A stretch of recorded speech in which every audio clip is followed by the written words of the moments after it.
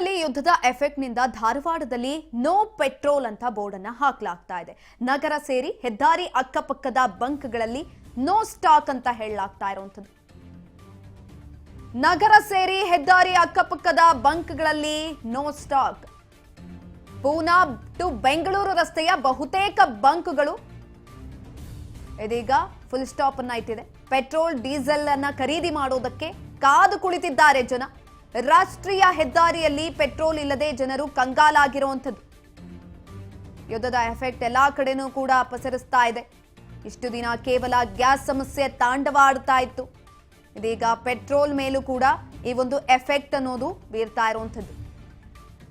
ನಗರ ಸೇರಿ ಹೆದ್ದಾರಿ ಅಕ್ಕಪಕ್ಕದ ಬಂಕ್ಗಳಲ್ಲಿ ನೋ ಸ್ಟಾಕ್ ಅಂತ ಹೇಳಲಾಗ್ತಾ ಇದೆ. ಪೂನಾ ಟು ಬೆಂಗಳೂರು ರಸ್ತೆಯ ಬಹುತೇಕ ಬಂಕ್ಗಳು ನೋ ಸ್ಟಾಕ್ ಅಂತ ಹೇಳ್ತಾ ಇದ್ದಾರೆ. ಜನರು ಕೂಡ ಕಂಗಾಲಾಗಿರುವಂಥದ್ದು. ಈ ಸಂದರ್ಭದಲ್ಲಿ ಪೆಟ್ರೋಲ್ ಡೀಸೆಲ್ ಖರೀದಿಗಾಗಿ ಮುಗಿಬೀಳ್ತಾ ಇದ್ದಾರೆ. ಒಂದ್ ಕಡೆನಲ್ಲಿ ಕಾದು ಕುಳಿತಿದ್ದಾರೆ. ಬಂಕ್ಗಳ ಮುಂದೆ ಕ್ಯೂ ನಿಲ್ತಾ ಇರುವಂಥದ್ದು.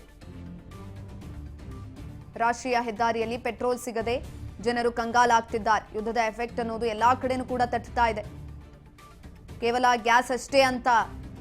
ಗ್ಯಾಸ್ ಅಭಾವ ಅಷ್ಟೇ ಸೃಷ್ಟಿಯಾಗ್ತಾ ಇತ್ತು. ಇದೀಗ ಅದನ್ನ ಹೊರತುಪಡಿಸಿ ಪೆಟ್ರೋಲ್ ಡೀಸೆಲ್ಗೂ ಕೂಡ ಇದರ ಎಫೆಕ್ಟ್ ಅನ್ನೋದು ತಟ್ತಾ ಇದೆ. ಜನರು ಪೆಟ್ರೋಲ್ ಡೀಸೆಲ್ ಖರೀದಿಗಾಗಿ ಕಾದು ಕುಳಿತಾ ಇದ್ದಾರೆ. ಪೆಟ್ರೋಲ್ ಡೀಸೆಲ್ ಸಿಗದೆ ಕಂಗಾಲಾಗಿದ್ದಾರೆ. ಇನ್ನೊಂದು ಕಡೆನಲ್ಲಿ ಜನರು ಧಾರವಾಡದಲ್ಲಿ ಆಗಿರುವಂತ ಈ ಒಂದು ದೃಶ್ಯ. ಇನ್ನೊಂದು ಕಡೆನಲ್ಲಿ ಸೋಷಿಯಲ್ ಮೀಡಿಯಾದಲ್ಲಿ ಎಲ್ಲೋ ಒಂದ್ ಕಡೆ ವದಂತಿಗಳು ಕೂಡ ಸೃಷ್ಟಿಯಾಗ್ತಾ ಇದೆ. ಪೆಟ್ರೋಲ್ ಡೀಸೆಲ್ ಸಿಗ್ತಾ ಇಲ್ಲ ಅಂತ, ಅದಕ್ಕೆ ಅಭಾವ ಉಂಟಾಗಿದೆ ಅಂತ. ಹಾಗಾಗಿ ಜನರು ಕಂಗಾಲಾಗಿರುವಂಥದ್ದು. ಇದೀಗ ಧಾರವಾಡದಲ್ಲೂ ಕೂಡ ಇದೇ ರೀತಿಯಾದಂಥ ತೊಂದರೆ ಆಗಿದೆ. ನೀವು ನೋಡ್ತಾ ಇರ್ಬೋದು ದೃಶ್ಯಾವಳಿಗಳಲ್ಲಿ. ಪೆಟ್ರೋಲ್ ಬಂಕ್ ಮುಂದೆ ಕ್ಯೂನಲ್ಲಿ ನಿಂತಿದ್ದಾರೆ. ಬೈಕ್, ಕಾರ್ಗೆ ಫುಲ್ ಟ್ಯಾಂಕ್ ಅನ್ನು ಮಾಡಿಸ್ಕೊಳ್ಳೋದಕ್ಕೆ ಜನ ಮುಗಿ ಬೀಳ್ತಾ ಇರುವಂಥದ್ದು. ಕ್ಯೂನಲ್ಲಿ ನಿಂತಿದ್ದಾರೆ. ಅಲ್ಲಿರುವಂಥ ಸಿಬ್ಬಂದಿಗಳು ಬರುತ್ತೆ ಹೋಗಿ ಅಂದ್ರೂ ಕೂಡ ಕೇಳ್ತಾ ಇಲ್ಲ.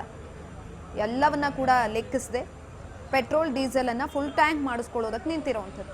ಇನ್ನೊಂದು ಕಡೆನಲ್ಲಿ ನೋ ಸ್ಟಾಕ್ ಅಂತ ಹೇಳ್ತಿದ್ದಾರೆ. ಹಾಗಾಗಿ ಜನ ಕೂಡ ಕಂಗಾಲಾಗ್ತಾ ಇರುವಂಥದ್ದು.